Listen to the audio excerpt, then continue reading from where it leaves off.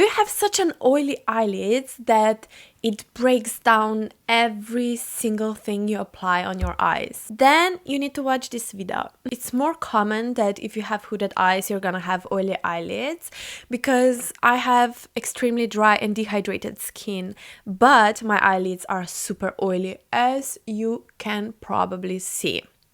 And yeah, I haven't applied anything on. Then my mom has even more hooded eyes due to her age, but somehow her oils just don't break down the makeup. So I'm very curious, maybe if you know, please comment down below. Is there something in the pH, or I don't know even what would be that thing that would cause that. But of course oils break down makeup, so if you don't have makeup removal, you can always grab coconut oil, any oil that you have at home, and it's gonna break down the makeup, even the most stubborn makeup. The eye patches are just sliding all over my face. One thing that it finally came to me is how to prepare eyelids, and I'm gonna actually share a lot of tips and tricks, but the first one is probably one that you wouldn't think of it, or you haven't heard of it. Alright, so the first thing that you can do,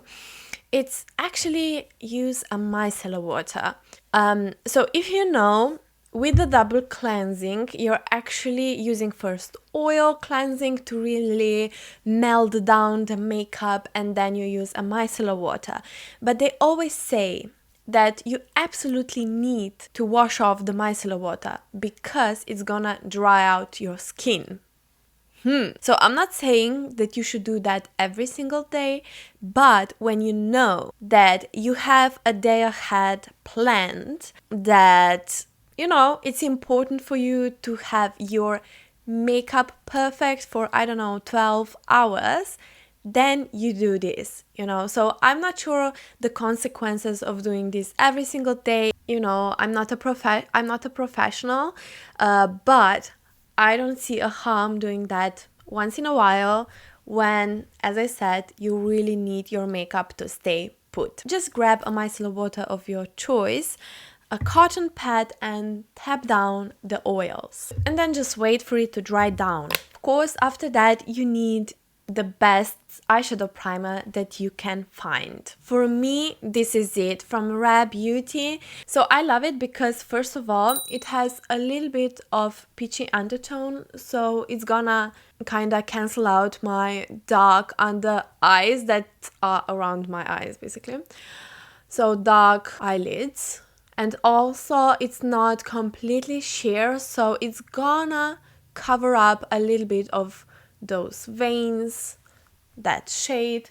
And I really like that it dries down quite quickly, but it leaves me, even though it's completely matte, with a very nice feeling on my eyelids. It's not super dry and it's not cakey. It's just the best one that I have ever tried. I prefer it to the Primer Potion from Urban Decay. Also, I just prefer the packaging because with that one, it always feels empty and it's expensive. And I feel I'm going through that one super quickly, while this one I have for quite some time now.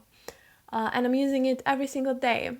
But I'm at the end, I need to buy a new one. And after that, you want to powder that eyeshadow primer. I know it sounds crazy, but if you truly have super oily eyelids, you don't want to skip on this step. Usually with the dry skin, I recommend using fluffy brush and super light, very good quality powder that is also hydrating. With this one, the more heavy duty it is, the better. And usually I just use a powder that is laying around, or a drugstore powder that, you know, I'm not gonna use up. And then you can use sponge, you can use powder puff, or you can use a flat brush. With this, it doesn't matter. With the rest of the face, you really should be careful on which tool, which powder you choose, where to place it, all that. I've done a separate video on that. But here you just want to pack on the powder.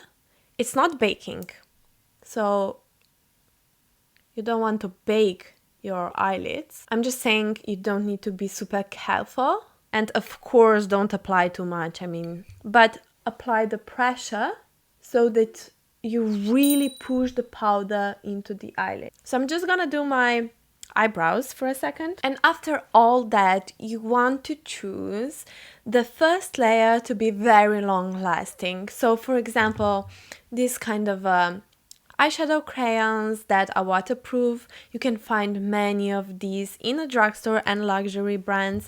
Makeup by Mario liquid eyeshadows are apparently amazing for oily eyelids. And then I really like the matte version, that's very important, the matte from Lisa Eldridge. These are Lurex liquid silk liquid eyeshadows. Is that the name? I'm gonna use first page because you're gonna see it looks like concealer. It's great for the first color. Also, it kinda somehow hides all the wrinkles. It smooths out the eyelids a lot. I know this is a lot of work, but I'm kind of quick with it because I know what I'm doing. Also I wouldn't go through every single step or every single day because it all depends on how many hours I'm gonna wear makeup and all that. If I'm going out, if it's just for 2 to 3 hours, or if I'm going to work on a shoot day, 12 hours, more than 12 hours. So that's it. Then I have, for example, a darker shade, and I can use that on my crease as well. So usually I'm too lazy for all of this, but I'm always applying eyeshadow primer and powder on top of eyeshadow primer. That's a no-brainer for me. So now this is a solid base. If you would like to have no makeup eyelids, then you can only apply eyeshadow powder on top of this, and I promise you, you are good to go.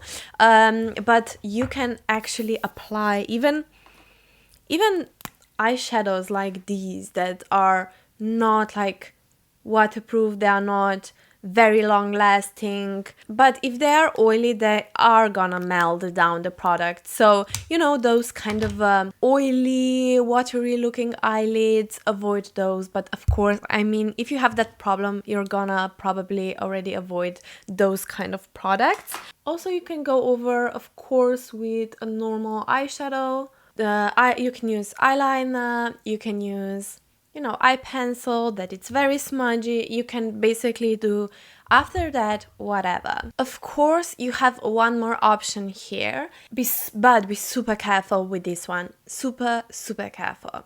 So using this kind of setting mist that it's super grippy, extremely long lasting, but that would be for me the last resort, and for maybe like once a year. And then also, so you absolutely need to have your eyes closed, and they need to stay closed for at least 10 seconds after you already applied it, because you don't want to get that into your eyes. That you're already doing the same thing basically, because even though that we usually tend to apply more here and try to avoid eyes, it still goes on top of eyes. Like, I imagine this is super dangerous. It's not something that you really want to do on regular basis, and you need to be careful. And then for your eyelashes, please check out my no mascara video. I've done 2 videos, but I'm basically not using mascara anymore because it always smudges no matter the weather. I'm joking. And no matter which mascara, tubing, waterproof. So I'm using a different product instead of that one. You can still use your favorite mascara and then on top of that product.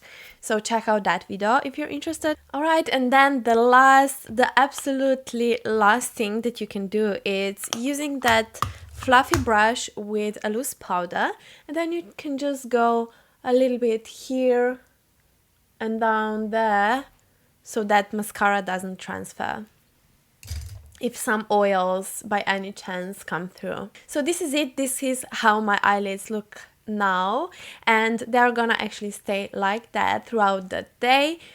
Of course, at the end of the day, the last few hours, you can see if you really have a lot of oils coming through, but at least the makeup is gonna stay put and it's not gonna move and smudge and create a muddy mess.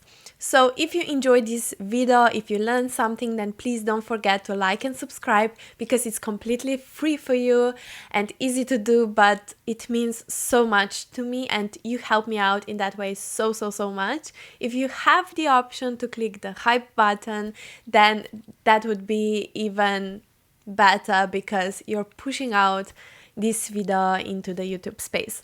So have a lovely day and see you in my next video. Bye.